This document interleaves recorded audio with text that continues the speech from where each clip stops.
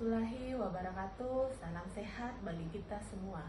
Perkenalkan, saya Bidan Nunung Erviani, SSTM-Kep, salah satu dosen di program studi Sarjana Kebidanan Fakultas Kesehatan Universitas Megabuana Palopo.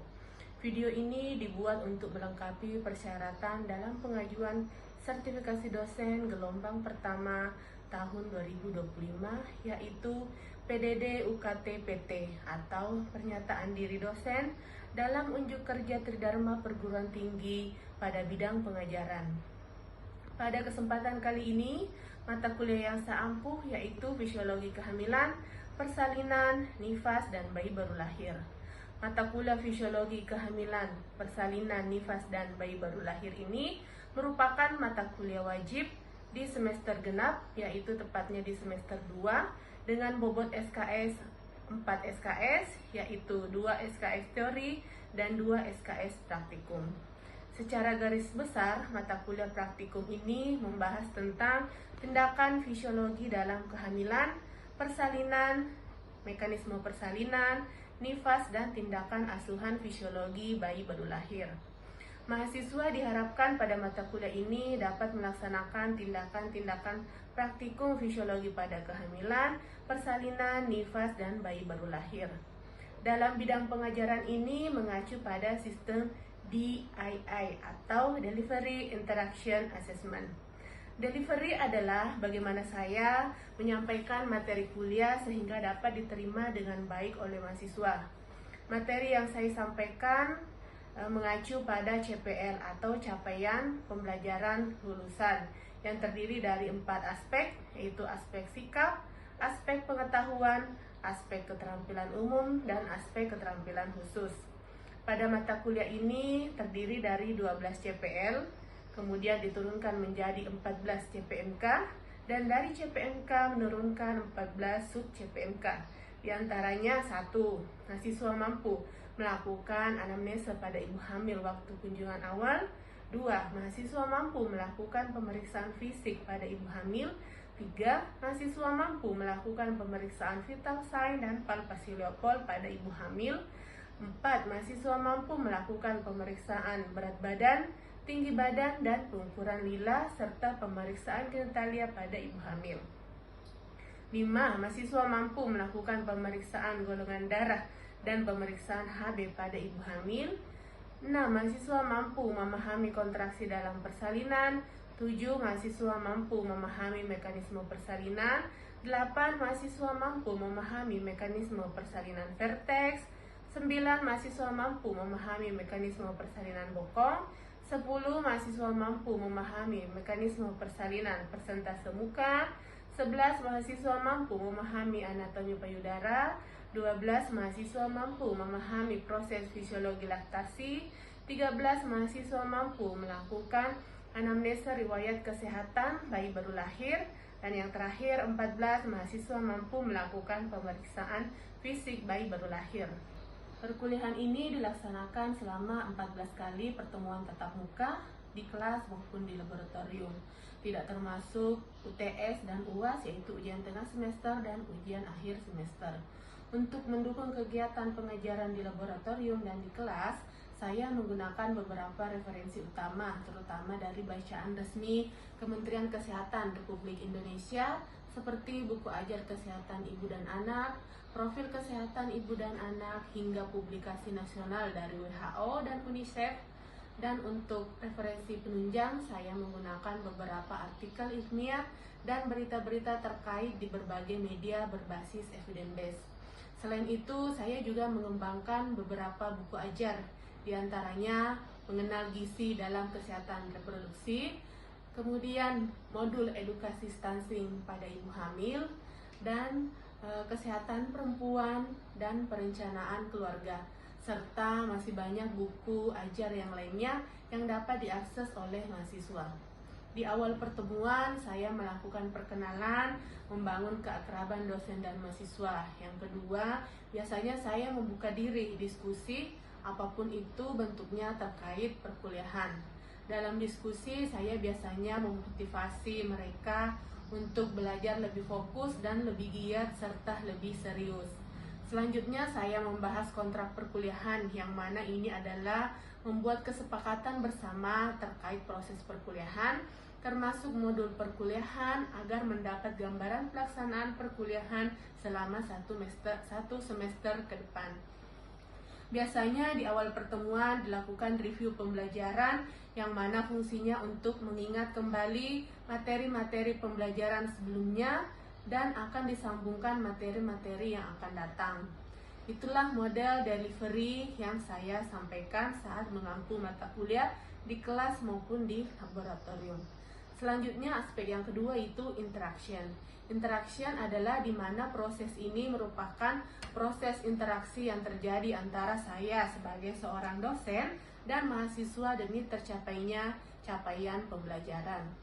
Adapun sistem interaksi yang saya gunakan di dalam kelas yaitu metode SCL atau Student Centered Learning, di mana mahasiswa sebagai pihak yang lebih aktif, kreatif, inovatif, dan mandiri dalam mencapai capaian pembelajaran di kelas.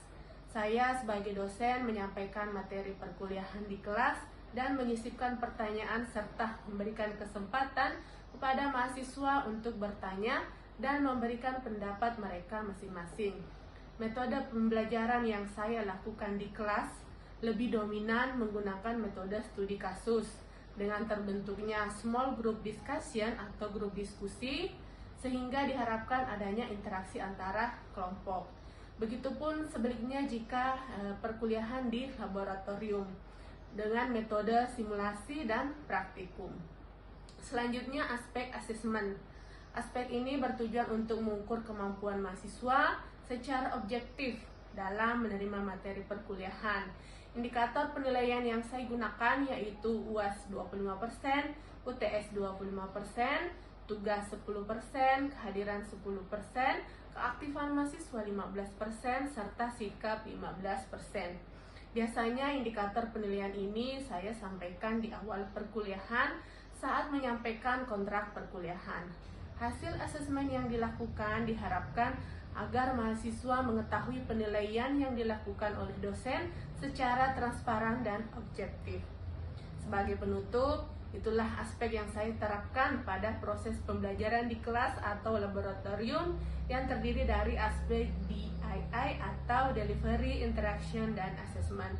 Selanjutnya, saya akan menampilkan proses pengajaran di laboratorium yang saya lakukan pada mata kuliah fisiologi kehamilan persalinan, nifas, dan bayi baru lahir. Selamat menyaksikan. Assalamualaikum warahmatullahi wabarakatuh. Assalamualaikum warahmatullahi wabarakatuh. Waalaikumsalam warahmatullahi wabarakatuh. Selamat siang untuk kita semua. Siang. Alhamdulillah hari ini kita berkumpul untuk pertemuan kedua, ya. Sebelum kita mulai pelajaran, kita berdoa dulu sesuai agama dan kepercayaan masing-masing. Doa dimulai. Doa selesai. Oke, jadi pada kesempatan hari ini anak-anak semua sehat? Sehat. Oke, alhamdulillah. Ya, jadi untuk pertemuan praktikum ini kita akan masuk ke pertemuan kedua, yaitu pemeriksaan fisik ibu hamil atau head to toe, ya, mulai dari ujung kepala sampai dengan ujung kaki. Pertemuan sebelumnya ada yang masih ingat kita membahas tentang apa, Ibu? Ya. Pertama itu kita tentang anamnesis. Anamnesis itu kan bertanya-tanya atau wawancara yang tujuannya itu untuk mengumpulkan data dari pasien. Di situ nanti kita bisa tanya kayak misalkan umurnya, namanya, terus pendidikan terakhir, terus riwayat kesehatannya bagaimana, riwayat kehamilannya, terus kayak tentang eliminasi sama kebutuhan nutrisi, sama dia pernah pakai KB apa, supaya kita nanti tahu bagaimana tindakan yang bisa diberikan kepada ibu. Oke, masih ada yang mau menambahkan? Ya. Jadi minggu lalu juga itu kita melakukan pembelajaran mengenai sebelum melakukan pemeriksaan itu TTV atau tanda-tanda vital itu kita mengukur dulu berat badannya, tinggi badannya, lalu nilai atau lingkar lengan atas ibu. Oke, itu tadi ya sudah dijelaskan sama teman-temannya bahwa sebelumnya kita sudah belajar tentang anamnesa, ya, bagaimana menganamnesa ibu hamil, kemudian mengukur TTV-nya terlebih dahulu, ya, kemudian mengukur berat badan dan tinggi badan. Oke, untuk selanjutnya kita akan masuk ke ruangan, kita akan bertemu dengan pantongnya. Oke, jadi tadi persiapan alatnya yaitu ada pen light ya, senter, kemudian ada meteran, ada lenek, dan ada juga refleks patella atau hammer untuk ukur patella. Ya, jadi ibu sudah menggunakan hand spoon. Nah, sekarang kita mulai dari ujung kepala. Ya, di kepala ada rambut. Nah, di sini di rambut ini kita akan menilai ibunya apakah terjadi kerontokan, ya, apakah terjadi udem, lesing, ya, ataupun nyeri pada bagian kepalanya si ibu. Nah, untuk menilai kerontokannya itu kita menggunakan tangan menelusuri rambut ibu, ya. Ketika rambut ibu ada yang terlepas, berarti ibunya diduga rontok, ya. Nah, jadi kalau ibunya mau pakai jilbab, kita minta izin dulu sama ibunya, ya. Nah, setelah itu kita mengamati wajahnya si ibu, ya. Apa yang diamati di wajah? Warna kulit. Ya, kita mengamati apakah ibunya pucat atau tidak. Kemudian adakah plasma gravidarum, ya. Plasma gravidarum ini timbul pada saat ibunya hamil, ya. Jadi dia seperti topeng kehamilan, ya, atau mungkin flek-flek hitam yang muncul. Nah, setelah itu kita turun ke mata. Nah, untuk di mata kita akan menilai konjungtiva dan sklera. Nah, ini konjungtiva dilakukan menggunakan ibu jari, ya. Kita suruh ibunya melihat ke atas. Oke, ya, ibu melihat ke atas. Kalau di sini merah berarti normal. Tapi kalau pucat berarti kemungkinan ibunya mengalami anemia. Kemudian skleranya ibu, ya. Bagian atas di sini yang berwarna putihan, ya. Nah, kalau di sini normal berarti tidak ada icterus, ya, atau kuning, ya, seperti itu. Kemudian turun di hidung. Nah, pada hidung ibu, kita menilai di sini ada tidak nyeri, ya. Apakah ada polip, ya. Kemudian kita senter.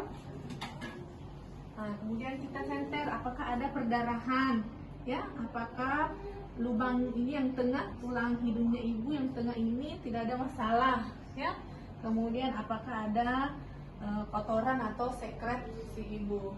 Nah, setelah itu kita turun di mulut atau bibir, ya. Nah, pada mulut ibu atau bibirnya kita akan menilai apakah terjadi apa di sini, bibir pecah-pecah, ya, atau bibirnya kering. Kemudian pada rongga mulutnya apakah ada sariawan atau stomatitis, ya.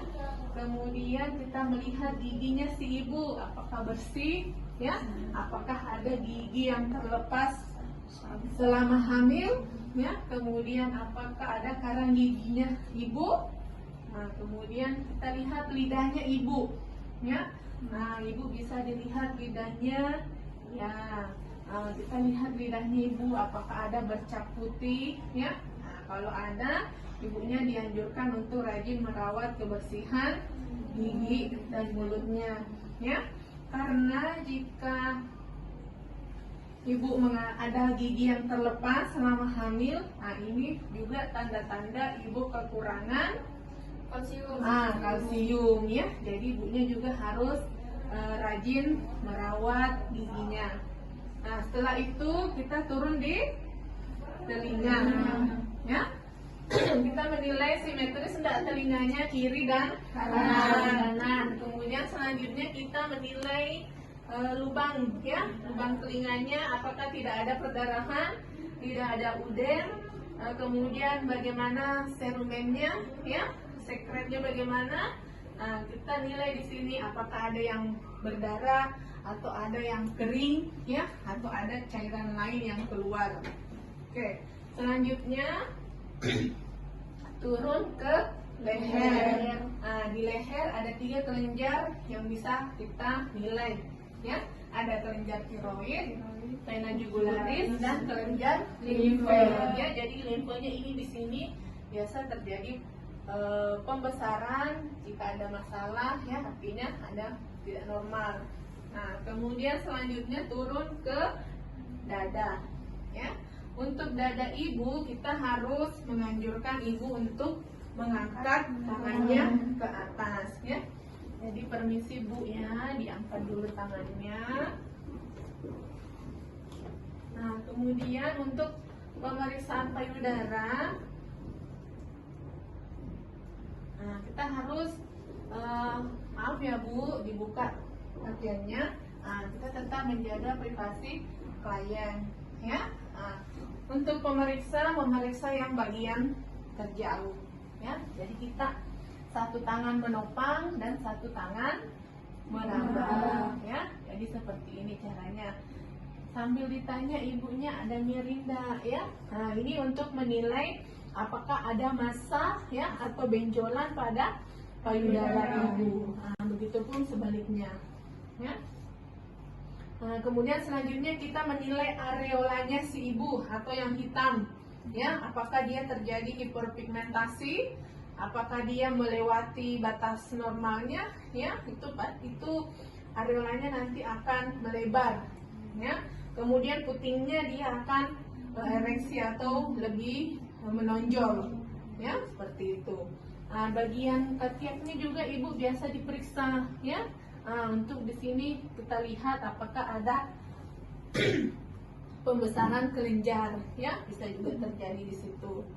Oke, kemudian putingnya bisa kita tekan. Kalau ibunya sudah masuk trimester 3, biasanya di sini ada apa? Kolostrum. Kolostrum, ya. Jadi ada kolostrum yang keluar. Oke, sampai sini ada yang mau ditanyakan? Saya mau izin bertanya Ibu. Ya. Jadi Ibu, bagaimana jika puting susunya ini tidak keluar? Apakah ada cara mengatasinya? Oke, bagus sekali pertanyaannya, ya. Jadi temannya bertanya, bagaimana ketika ibu hamil putingnya tenggelam, ya, atau datar? Nah, sebagai bidan, nanti di pertemuan berikutnya kita akan membahas tentang perawatan payudara. Nah, jadi nanti ibunya di trimester 2 itu akan dimulai bagaimana merawat payudara yang baik, yang benar, ya. Jadi nanti ini putingnya akan keluar sebagai persiapannya ibu melahirkan untuk menyusui bayinya, ya. Jadi dilakukan pemeliharaan mulai dari ibunya hamil, ya, sehingga nanti putingnya sudah siap untuk disusui oleh bayinya. Oke, sampai di situ untuk payudara.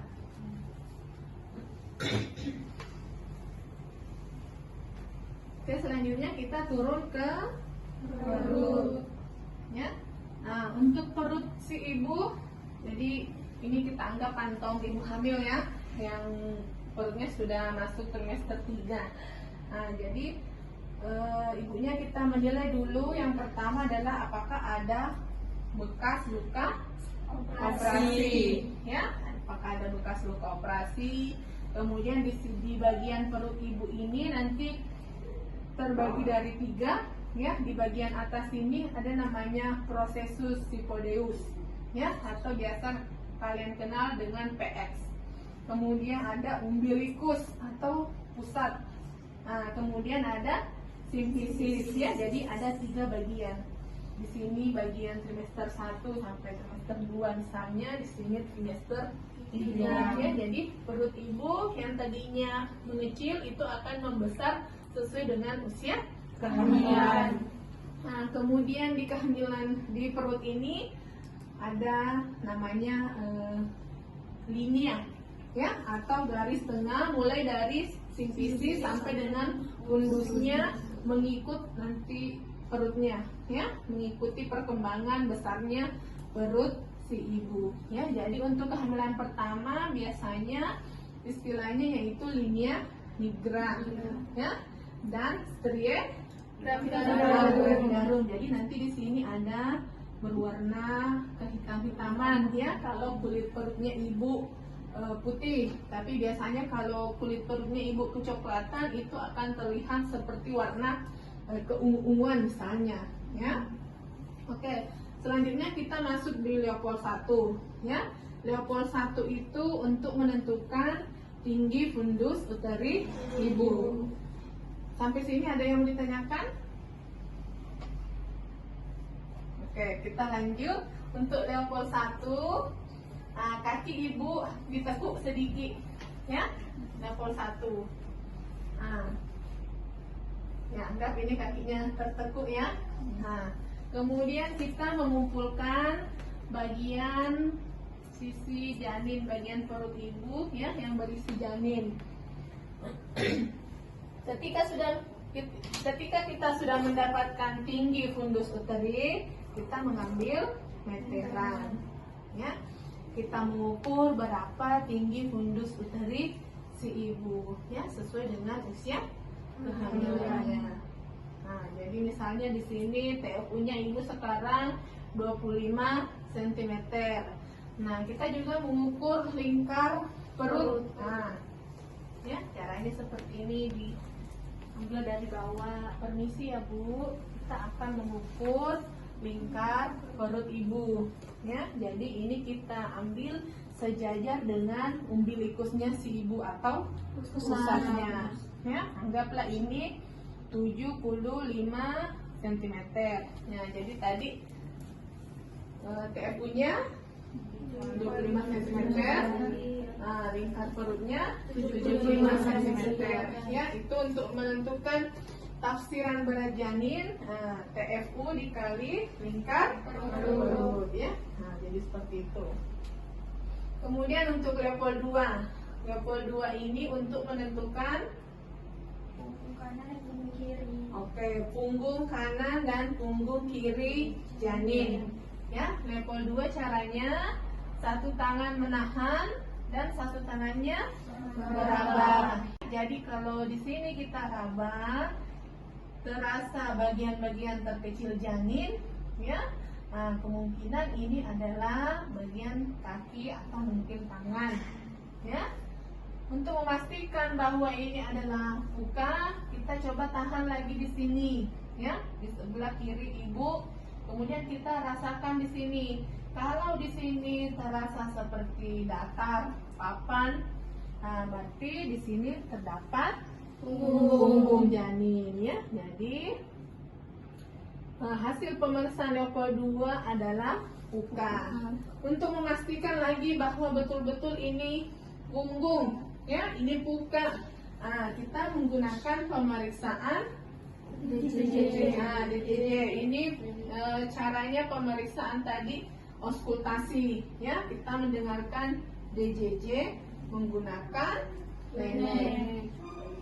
Ya, jadi caranya ini kita simpan pada perut ibu yang tadi pukanya, ya. Nah, kemudian sambil kita mencari, ya, mencari ini DJJ-nya, kita meraba denyut nadi si ibu. Pada saat denyut nadinya ibu terasa, ya, kemudian detakan DJJ-nya juga sama dengan yang kita raba, ya. Detakan DJJ sama dengan denyut nadi ibu, berarti itulah DJJ-nya, ya. Kita hitung nih selama 15 detik atau 1 menit, ya, seperti itu. Nah, kemudian Leopold 3. Leopold 3 untuk menentukan bagian karena janin, apakah dia kepala atau bokong. Nah, tadi kita sudah mengumpulkan bagian janin, kita tahan di sini, kemudian kita raba di sini, ya, di atas simfisisnya si ibu. Apakah dia keras, bulat, melenting, ya. Nah, kalau seperti itu berarti dia kepala. Kalau dia lunak berarti bokong. Oke. Selanjutnya Leopold 4, ya. Leopold 4 untuk menentukan seberapa masuk kepala janin ke dalam jalan lahir. Oke, ke dalam pintu atas panggul. Nah, kalau tangan saya tidak bertemu seperti ini, namanya divergen ya. Jadi tangan tidak bertemu, ini artinya kepala sudah masuk di atas panggul. Tapi kalau pada saat pemeriksaan tangan saya bertemu seperti ini, berarti janin belum masuk di atas panggul. Oke, pintar semua. Oke, selanjutnya setelah pemeriksaan perut, biasanya pada kehamilan pertama itu dilakukan pemeriksaan panggul luar. Nah, jadi dianggap ini ibunya sedang kehamilan kedua, jadi tidak perlu lagi dilakukan. Selanjutnya pemeriksaan genitalia. Nah, untuk pemeriksaan genitalia, kalau adik di lapangan nanti itu kita harus minta izin dulu sama pasiennya, ya. Jangan sampai ibunya tidak bersedia. Nah, jadi kita sesuaikan kondisi, apakah ibunya bersedia untuk diperiksa genitalianya, ya. Kalau ibunya tidak bersedia, kita tanyakan saja apakah ada keputihan, ya, atau cairan berlebih selama hamil, ya. Apakah cairannya berbau yang tidak baik atau tidak enak baunya, bau apel misalnya. Nah, kita anjurkan ibunya rajin mengganti celana dalam, ya, setiap kali basah. Nah, kemudian yang terakhir adalah ekstremitas atas dan ekstremitas bawah, ya. Jadi ekstremitas atas itu tangan, ya. Kemudian ekstremitas bawah itu adalah kaki. Oke, jadi untuk kakinya ibu, ya, kita akan menilai di bagian belakang betisnya, ya. Apakah di sini ada varises, ya. Jadi kita lakukan perabaan di sini pada ibunya, ya. Apakah ada varises? Karena ini bisa mengganggu kehamilan kalau tidak ditangani lebih awal. Nah, kemudian untuk uden, ya. Jadi ibunya yang hamil besar itu akan terlihat seperti bengkak, ya.